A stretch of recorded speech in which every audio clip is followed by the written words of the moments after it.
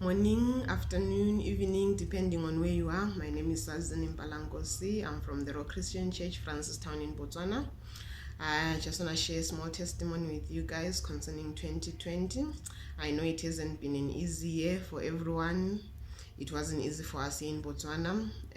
There was a lot at stake. As we went on lockdown in March, we were just resuming leadership at church. It's a pandemic. There is no one who has led during a pandemic that we can take notes from or get a manual on how you do this thing during a pandemic. But we are so thankful God surrounded us with people, partners, churches in Botswana, in South Africa, the NCMI team, and they kind of like encouraged us, prayed for us, gave us advice, and yeah, God saw us through 2020. Here we are in 2021, even though there is still the pandemic, but as a family as well, it was really hard. The first 2 weeks of lockdown, I really struggled. And there was a lot in our minds. How are we gonna feed our kids? How are we gonna pay our utilities and all that?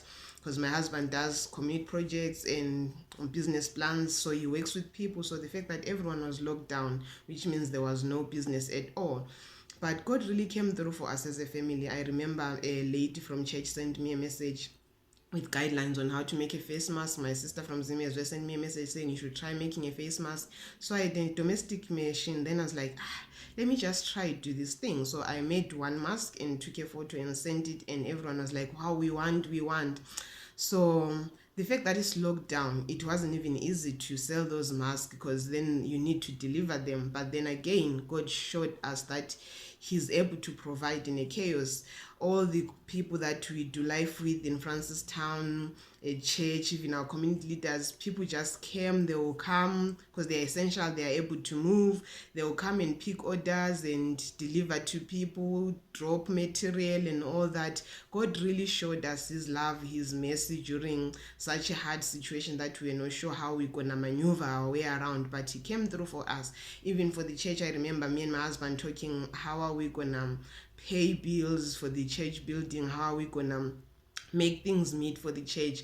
And we're planning, like, you know what, probably the first thing will be cutting power, cut water and see how things go. But again, God came through as well for the church because we never had to cut our power off our water. We managed to pay all our bills, all the utilities, and even the church was able to partner with the government in distributing food packages for families as well as our way of support and giving back to the community.